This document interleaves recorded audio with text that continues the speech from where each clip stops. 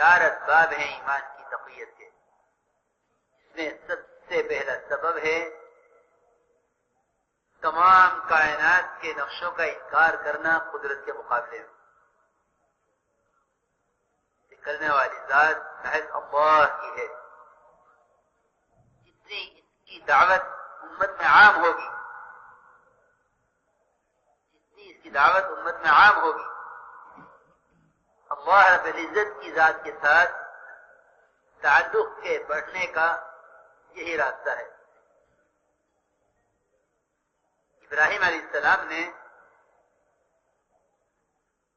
متحرک اور غیر متحرک دونوں شکلوں کا انکار کیا، اور یہ انکار قول سے بھی کیا، عمل سے بھی کیا.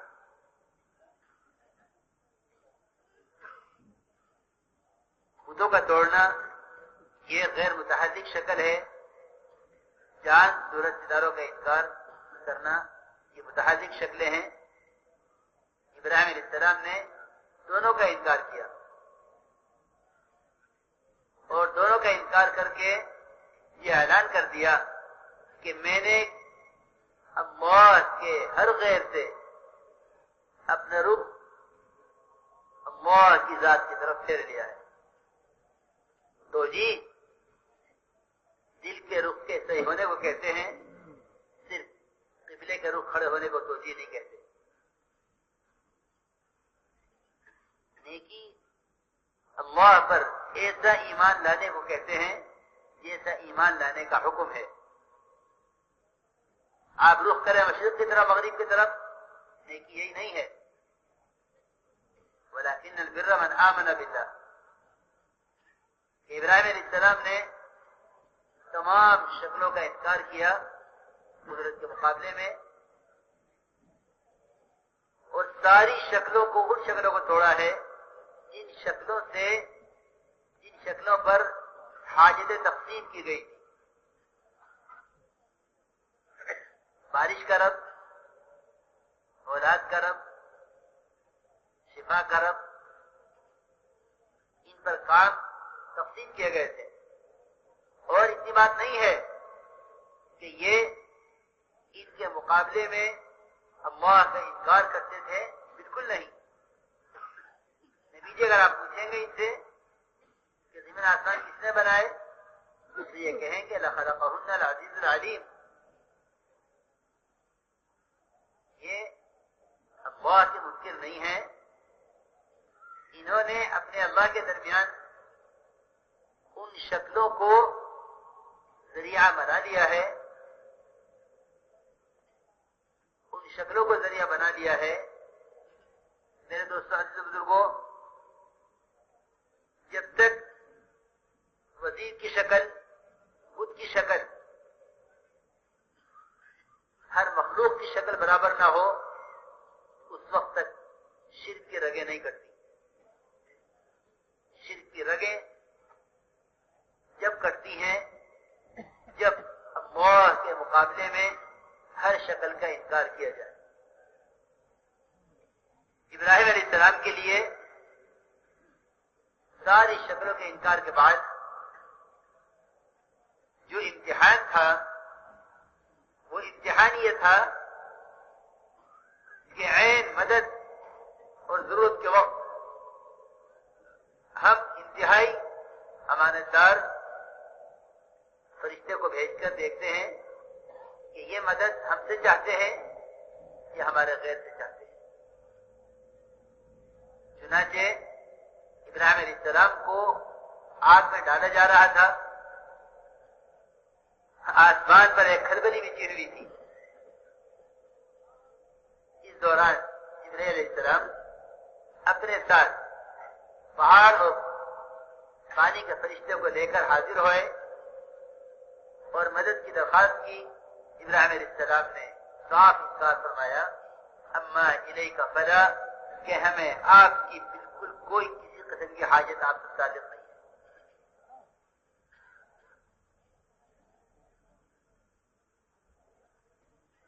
یہ انکار اس فرشتے کا انکار کیا جا رہا جو فرشتہ اللہ اور نبی کے درمیان مستقل پیغام پہنچانے اور احکامات لانے والا ہے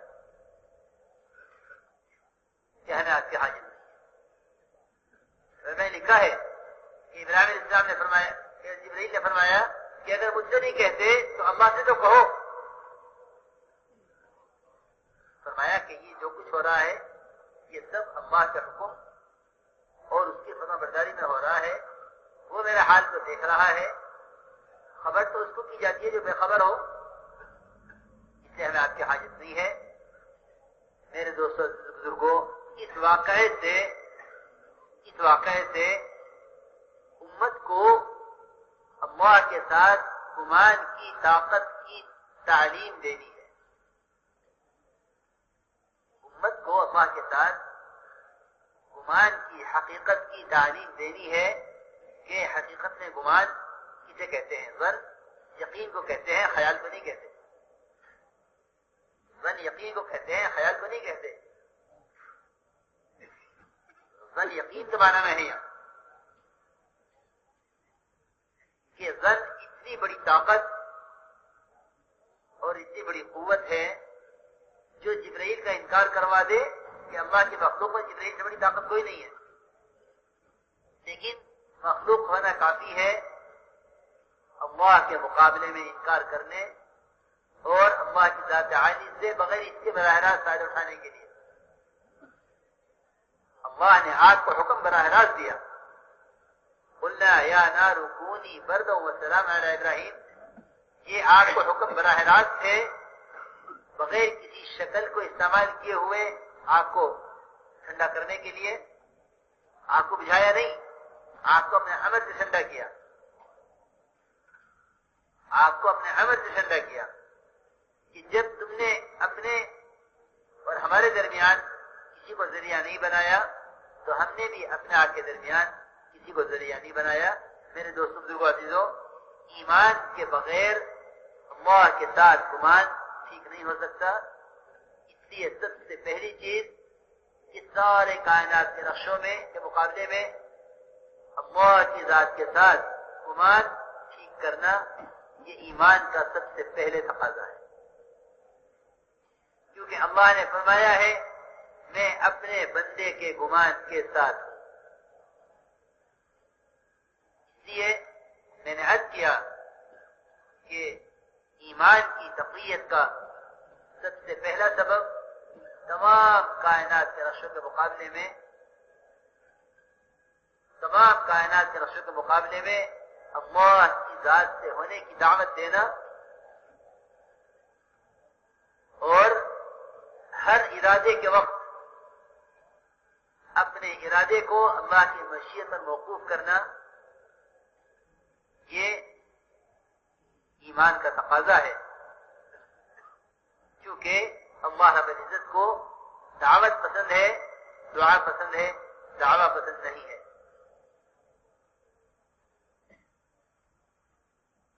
حضور اکرم صلی اللہ علیہ وسلم نے سے پوچھا گیا کہ فرمائیے اصحاب کہف کا قصہ کیا ہے؟ آپ کو معلوم نہیں تھا، اس لیے کہ علم غیب صرف نبی کو ہے، صرف اللہ کو ہے. نبی کو بھی علم غیب نہیں ہے. غیب کا علم صرف اللہ کو ہے.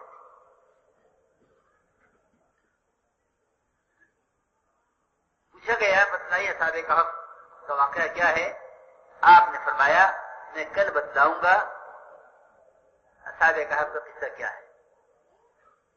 ارادہ یہ تھا کہ جبرائیل آئیں گے، ان سے کہوں گا پوچھ کے بتا دیں.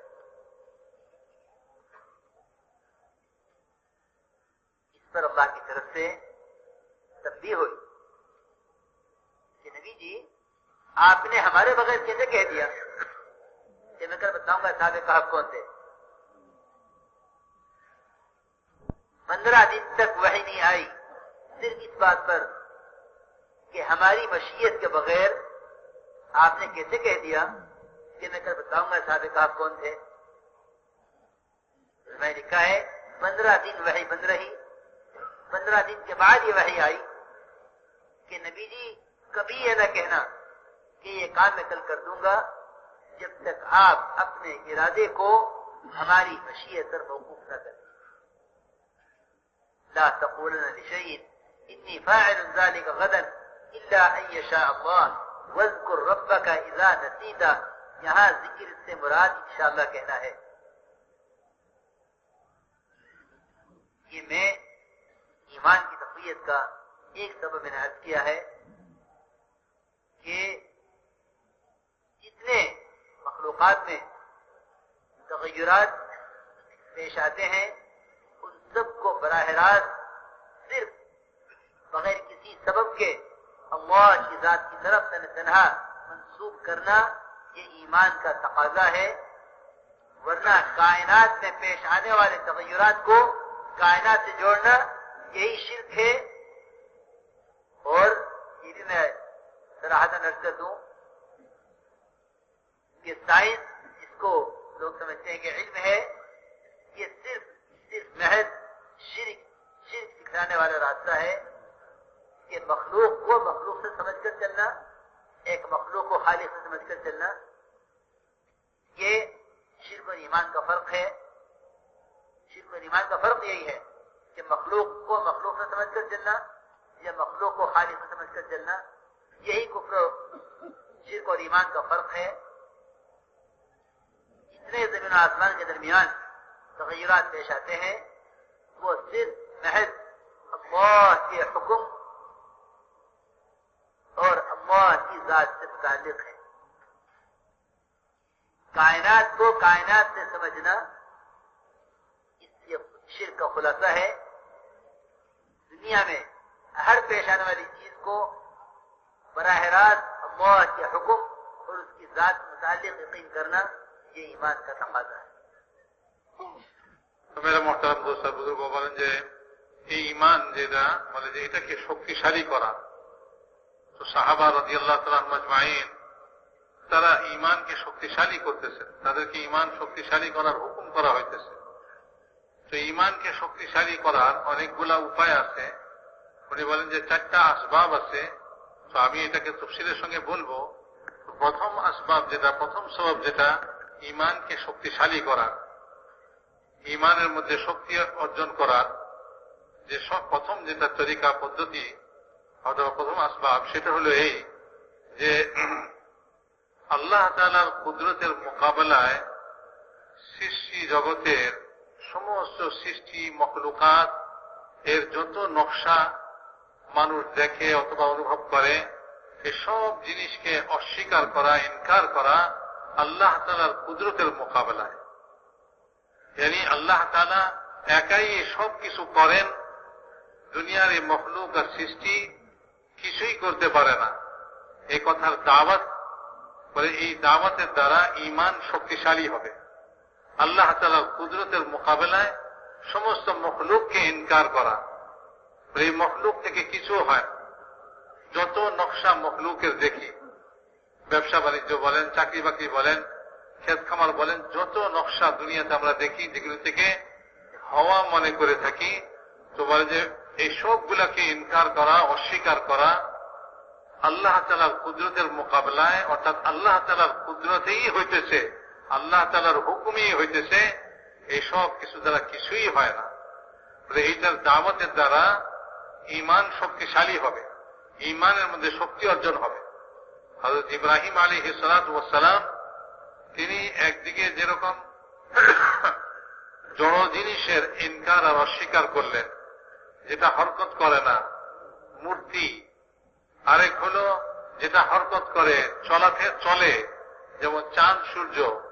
তো একদিকে এই সমস্ত মূর্তিরও তিনি ইনকার করলেন আর এই চন্দ্র সূর্যেরও ইনকার করলেন যে তারা তো এই মূর্তিগুলির মধ্যে বলে যে ভাগ করে দিছে মানুষের জীবনের যত প্রয়োজন আছে এগুলিকে তারা এক এক দেবতা, এক এক মূর্তি, এটার জন্য এইটার কাজ, ওইটার কাজ, এইভাবে তারা ভাগ করে দিছে। তো এই সমস্ত মূর্তি যেগুলি তারা পূজা করতেছে এবং এগুলি থেকে হওয়ার ইয়কিন করতেছে, ইব্রাহিম আলাইহিস সালাতু ওয়াস সালাম এটাকে অস্বীকার করলেন, বলেন এই মূর্তি থেকে হয়। তারপরে বলে যে আকাশে চাঁদ দেখা গেল, সূর্য দেখা গেল, তো এগুলি চলে, এগুলি ঘুরতেছে, আকাশে ঘুরতেছে। তো মেরে মহতারাম দোস্ত, তিনি চাঁদ সূর্যের দ্বারা হয় এটাকেও অস্বীকার করলেন। এসব জিনিসকে অস্বীকার করে তিনি বললেন যে আমি আমার সমস্ত মখলুক থেকে, সমস্ত সৃষ্টি থেকে আমার মুখকে ফিরাই নিলাম, এক আল্লাহর দিকে আমার মুখ করে নিলাম। উনি বলেন যে মুখ করে নেওয়া এটার অর্থ এই না যে ভাই কেবলার দিকে মুখ করে নেওয়া, বলে আসল এটার অর্থ হলো ঈমান। ঈমান দিলের মধ্যে ঈমান আসে, সব মখলুক থেকে মুখ ফিরাইয়া দিল এক আল্লাহর দিকে ফিরে, দিল আল্লাহর দিকে ফিরে। ইন্নী ওয়াজ্জাহতু, উনি বলেন যে তওজীহ যেটা, যে দিলকে রুখকে করা, মুখকে মুখ করা। তো মুখ করা মানে এটা এই নয় যে ভাই কেবলার দিকে মুখ করলাম, না, বলে যে এই মুখ আল্লাহর দিকে করা, সব মখলুক থেকে ঘুরে মুখ এক আল্লাহর দিকে করা, এটাই হলো ঈমান। তো মেরে মুহতারাম দোস্ত, ইব্রাহিম আলাইহিস সালাতু ওয়াস সালাম একদিকে যেমন তাদের মূর্তিগুলিকে অস্বীকার করলেন, বলে এগুলি থেকে কিছু হয় না, আরেকদিকে চন্দ্র সূর্য যেগুলি চলমান এগুলিকেও অস্বীকার করলেন, বলে এইগুলি থেকেও কিছু হয় না। এই সব কিছুর পরে বলেন যে তিনি বললেন যে আমি সমস্ত সৃষ্টি থেকে মুখ ঘুরায় ফিরেই নিলাম, এক আল্লাহর দিকে মুখ করলাম। তো এই কথার পরে আল্লাহ পাকের পক্ষ থেকে পরীক্ষা আসলো। তো বলেন যে এই পরীক্ষা অত্যন্ত কঠিন পরীক্ষা ছিল, যে আগুন জ্বালানো হলো, ইব্রাহিম আলাইহিস সালাতু ওয়াস সালামকে এই আগুনে ফেলার জন্য সব প্রস্তুতি সম্পূর্ণ করা হলো। একেবারে শেষ মুহূর্ত, এখন সাহায্যের অত্যন্ত প্রয়োজন। এইরকম সাহায্যের প্রয়োজনের সময় আল্লাহ তাআলার মখলুকের মধ্যে সবচেয়ে শক্তিশালী মখলুক জিবরিল আলাইহিস সালাম, যিনি সমস্ত নবীদের কাছে আল্লাহ তাআলার পয়গাম নিয়ে আসতেন, আল্লাহর মধ্যে নবীদের মধ্যে যিনি মাধ্যম হইয়া পয়গাম আনয়ন করতেন, বলে এইরকম ফেরেশতা যিনি সবচেয়ে শক্তিশালী ফেরেশতা, তার সঙ্গে পানির ফেরেশতা, তার সঙ্গে পাহাড়ের ফেরেশতা, তারা বলতেছেন যে আপনি বলেন তো আমরা সাহায্য করি। ইব্রাহিম আলাইহিস সালাতু ওয়াস সালাম এইরকম চরম মুহূর্তে, যখন কিনা সাহায্যের একান্ত প্রয়োজন, এইরকম চরম মুহূর্তে তিনি কি জবাব দিতেছেন, বলে যে জিবরাইল আলাইহিস সালাতু ওয়াস সালামকে তিনি এই কথা বলতেছেন, আম্মা ইলাইকা ফালা, আপনার সাহায্যের আমার কোনো প্রয়োজন নেই। কারণ মেরে মুহতারাম দোস্ত বুজুর্গ, উনি বলতেছেন যে আপনি যত বড়ই হন না কেন, যত উচ্চ মর্যাদাশীলই হন না কেন, মখলুক আপনি, আপনি তো মখলুক, আপনি তো এক সৃষ্টি আল্লাহ তাআলার। তো আপনি আপনার থেকে মুখ ফিরাইবার জন্য আপনার সৃষ্টি হওয়াই যথেষ্ট। আপনি যেহেতু সৃষ্টি, যদিও আপনি অনেক মর্যাদাশালী, যদিও আপনি অনেক শক্তিশালী আল্লাহ তাআলার সৃষ্টির মধ্যে, কিন্তু তারপরেও আপনি এক সৃষ্টি, আপনি এক মখলুক। তো মখলুক হওয়া এটি যথেষ্ট আমার জন্য, যে আমি আপনার কাছে সাহায্য চাই না, আমি আপনার কাছে কিছুই বলি। তো বলেন যে তারা বললেন এই কথা যে তা ঠিক আছে, আমাদের কাছে সাহায্যের জন্য না বলেন, আল্লাহর কাছে তো বলেন, আল্লাহর কাছে অন্তত পক্ষে বলেন।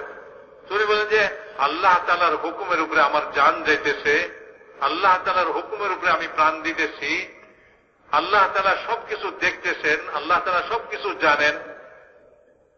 খবর তো, সংবাদ তো তাকে দিতে হয় যে কিছু জানে না। আল্লাহ তাআলা তো সব জানেন, আল্লাহ তাআলা তো সব দেখতেছেন। তো কাজেই আমি আল্লাহ তাআলার কাছে বলার কোনো প্রয়োজন নেই। তো মেরে মুহতারাম দোস্ত বুজুর্গ, যখন এরকম মখলুক থেকে এই সব কিছু, মেরে মুহতারাম দোস্ত, সব মখলুক থেকে মুখ ফিরে নিলেন, আর এরকম চরম মুহূর্তে এই পরীক্ষাটা দিয়ে দিলেন যে মখলুক এটা থেকে কোনো সাহায্য তিনি চান না, এটা থেকে কোনো সাহায্য চান না। ঈমান এটাকেই বলে। মেরে মুহতারাম দোস্ত বুজুর্গ, ঈমানের সঙ্গে শিরকের মিশ্রণ যেটা হয়, সেটা হলো যখন মানুষ মখলুক থেকেও হওয়া মনে করে। বলে যে আরবের লোকেরা তারা আল্লাহকে অস্বীকার করতো না, তাদেরকে কোরআনে পাকের মধ্যে আল্লাহ তাআলা বলছেন, তাদের জিজ্ঞেস করেন জমিন আসমান কে সৃষ্টি করেছে, তো তারা জবাবে এই কথাই বলবে যে আল্লাহ তাআলা জমিন আসমানকে সৃষ্টি করেছেন। তো তারা এই কথা জানে যে আল্লাহ সৃষ্টিকর্তা। তো আল্লাহ তাআলাকে জানা, আল্লাহ তাআলা সৃষ্টি করেছেন এই কথা জানা, বলে এটাই যথেষ্ট নয় ঈমানের জন্য, বরং এই সৃষ্টির সমস্ত নকশা থেকে যা কিছু হইতে দেখতেছি এই সব কিছুকে অস্বীকার করা আর এই সব কিছুকে আল্লাহর সঙ্গে সম্পৃক্ত করা, যে আল্লাহই করেন, আল্লাহ তাআলার হুকুমেই হয়, কেউ কিছু করতে পারে না। কারণ ওই আরবের লোকেরা তারা যদিও বলতো যে আল্লাহই সৃষ্টিকর্তা, কিন্তু তারপরও তারা তাদের জীবনের সমস্ত প্রয়োজন, হাজত, এই সব কিছুকে তারা দেব দেবতার মধ্যে বন্টন করে রাখছে। বলে এই আমাদের রিজিকের সমস্যা সমাধান করবে, এই আমাদের রোগ বিমারির সমস্যা সমাধান করবে, এই আমাদের এই সমস্যার সমাধান করবে। এক এক দেবতার জন্য এক এক কাজ তারা পাঠ করে দিছে, বন্টন করে দিছে। তো তারা আল্লাহ তাআলার কাজকে দেব দেবতার জন্য বন্টন করে দিছে, মূর্তির জন্য বন্টন করে দিছে। বাকি আল্লাহ তাআলাকে তারা জানে না, চিনে না, এবং আল্লাহ তাআলার এই সৃষ্টি আল্লাহ তাআলা করছেন এটা তারা জানে না এমন নয়। তারা আল্লাহকে জানে, আল্লাহ সৃষ্টিকর্তা এই কথাও তারা জানে, জমিন আসমানের বানানেওয়ালা আল্লাহ তাআলা এটা তারা জানে, কিন্তু তারপরেও তারা তাদের জীবনের সব জরুরতগুলিকে মখলুকের সঙ্গে সম্পৃক্ত করে রাখছে। তো এটাই হলো শিরক। মেরে মুহতারাম দোস্ত বলেন, শিরকের রগ ততক্ষণ পর্যন্ত কাটবে না যতক্ষণ পর্যন্ত জীবনের সব বিষয়গুলিকে আমরা আল্লাহর সঙ্গে সংযুক্ত না করব, আল্লাহ তাআলার হুকুমের উপরে না ছাড়ব। মেরে মুহতারাম দোস্ত বুজুর্গ, উনি বলেন যে ইব্রাহিম আলাইহিস সালাতু ওয়াস সালাম তার এই ঘটনার দ্বারা যে বিরাট এক শিক্ষা এই উম্মতকে দিলেন, সেটা হলো যে এটা থেকে যে শিক্ষা উম্মতের জন্য, মানুষের জন্য, সেটা হলো আল্লাহ তাআলার সঙ্গে মানুষের গুমান আর মানুষের ধারণা এটা অত্যন্ত শক্তিশালী জিনিস। ঈমানের প্রথম তাকাজাই হলো যে সে তার গুমান, সে তার ধারণাকে আল্লাহর সঙ্গে করে, সম্পূর্ণ ধারণার গুমানকে সে আল্লাহর সঙ্গে করে। এবং এটা এই গুমান মানে ধারণা করা অথবা খেয়াল করা নয়, বলে এটা একটা দিলের জিনিস, ইয়াকিন।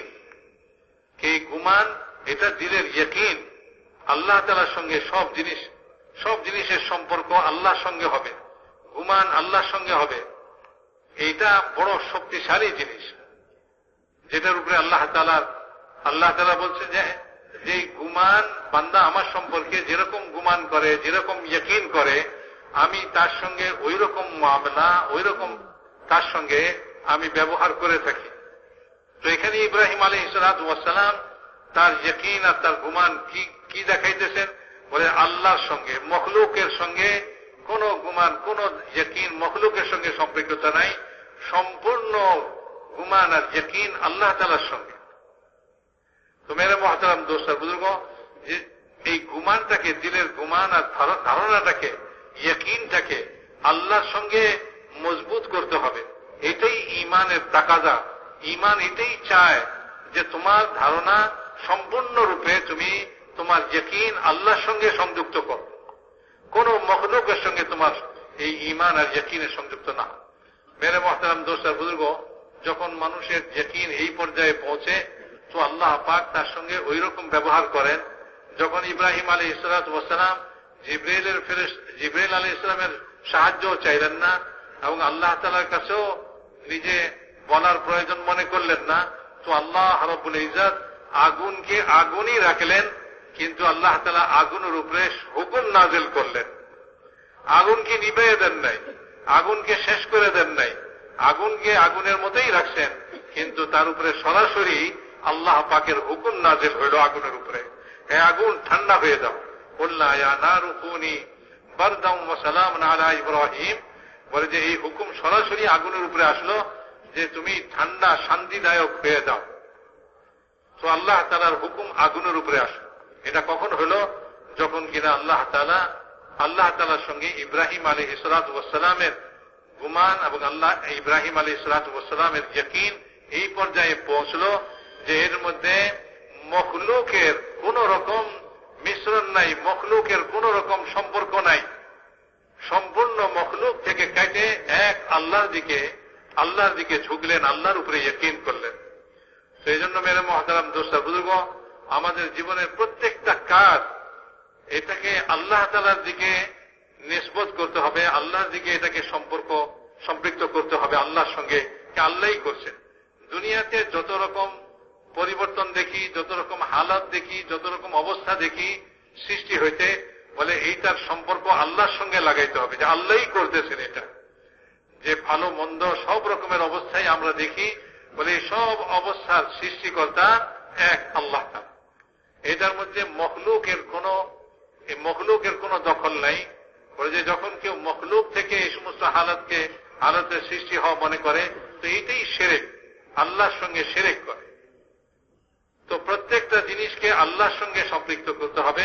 ইহা তককে আমার ভিতরে যে ইরাদা, আমি যে কোনো কাজের ইচ্ছা করি, বলে এই ইচ্ছাটাকেও আল্লাহর সঙ্গে, আল্লাহর উপরে এটাকে মওকুফ করতে হবে।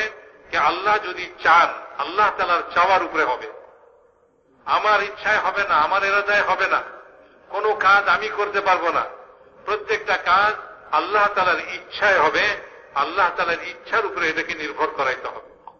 হুজুর আকরাম সাল্লাল্লাহু আলাইহি ওয়াসাল্লাম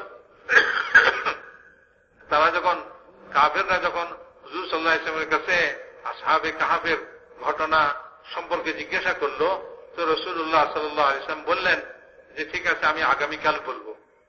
হুজুর সাল্লাল্লাহু আলাইহি ওয়াসাল্লাম মনে করলেন জিবরাইল আলাইহিস সালাম আল্লাহ পাকের তরফ থেকে আসবেন, তো জিবরাইলের কাছে জিজ্ঞাসা করে দিব, আল্লাহ তাআলার কাছ থেকে জিজ্ঞাসা করে জিবরাইল আলাইহিস সালাম আমাকে জানাই দিবেন, তো সেই হিসাবে আমি সবাইকে বলে দিব।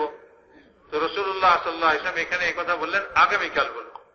তো উনি যে ওই আল্লাহ তাআলার ইচ্ছার উপরে নিজের এই কাজটাকে রাখলেন না, তো এটাতে আল্লাহ তাআলা তামবিহ করলেন, রাসূলুল্লাহ সাল্লাল্লাহু আলাইহি ওয়াসাল্লামকে তামবিহ করলেন, হুঁশিয়ার করলেন। বলে যে 15 দিন পর্যন্ত ওহী বন্ধ ছিল, ওহী আসতেছিল না। রাসূলুল্লাহ সাল্লাল্লাহু আলাইহি ওয়াসাল্লাম অত্যন্ত পেরেশান হইলেন যে ওহী কেন বন্ধ হয়ে গেল।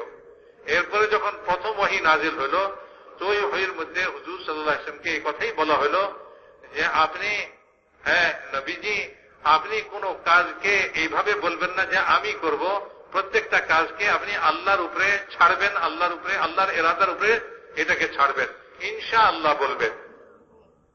তো ইনশাআল্লাহ ছাড়া, ইনশাআল্লাহ বলা ছাড়া আপনি কোনো কথা বলবেন না, কোনো কাজ করবেন না। রাসূলুল্লাহ সাল্লাল্লাহু আলাইহি ওয়াসাল্লামকে এই কথা বলা হলো। আবার যদি কোনো সময় ভুলে যান, তো ভুলে গেলেও আপনি পরবর্তীতে যখনই স্মরণ হয় তখন আপনি ইনশাআল্লাহ বলে নেবেন। অর্থাৎ ইনশাআল্লাহ বলা, আল্লাহ তাআলার উপরে আপনি এই কাজটাকে নির্ভর করাবেন, স্থগিত করবেন আল্লাহর ইরাদার উপরে, যদি আল্লাহ তাআলা চায়। তো মেরে মুহতারাম দোস্ত আর বুজুর্গ, যে জীবনের সমস্ত কাজ আল্লাহ তাআলার দিকে এটা নিসবত, এবং আমার প্রত্যেক ইরাদা আল্লাহ তাআলার ইরাদার উপরে নির্ভর করে। এবং দুনিয়াতে যত রকম অবস্থা দেখতেছি, এই সব অবস্থাগুলা আল্লাহ তাআলা এটা ঘটানেওয়ালা, আল্লাহ তাআলা এটা সৃষ্টিকর্তা, কেউ এটাকে সৃষ্টি করে না। উনি বলেন যে ভাই আজ যে বিজ্ঞান, সায়েন্স, তো বলে যে এই বিজ্ঞান আর সায়েন্স যে বলে এটা শিরক, এটা শিরককে পয়দা করতেছে, শিরক শিক্ষা দিতেছে, এটা তো শিরক আনতেছে। বিজ্ঞানী কথা বুঝাইতেছে, বলে দুনিয়ার কোন এক জিনিস থেকে আরেক জিনিস হয়, এক জিনিস থেকে আরেক জিনিস হয়, বলে কোন জিনিস থেকে কোনো কিছু হয় না, কোন মখলুক থেকে কোনো কিছু হয় না, এই সব কিছু আল্লাহ থেকে হয়। তো যে বিদ্যা এই কথা শিখায় যে ভাই এই জিনিস থেকে এই জিনিস হইতেছে, সৃষ্টি, কোন সৃষ্টি মখলুক থেকে এই জিনিস ঘটতেছে, এটা থেকে এটা হবে, বলে এটা তো সম্পূর্ণ শিরক, শিরকের শিক্ষা হইতেছে, শিরক শিক্ষা দেওয়া হইতেছে। বলে না, সব দুনিয়ার সব কিছু, যা কিছু ঘটতেছে, যা কিছু অবস্থা আমি দেখতেছি, এই সব কিছু আল্লাহ পাক করেনেওয়ালা, আল্লাহ পাকের তরফ থেকে হইতেছে। এই কথা, এই ইয়াকিন দিলের মধ্যে পয়দা করতে হবে।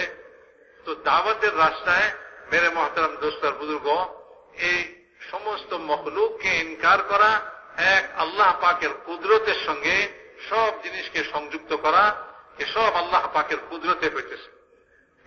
এইটার দাওয়াত দিয়ে নিয়ে ঈমানকে শক্তিশালী করা।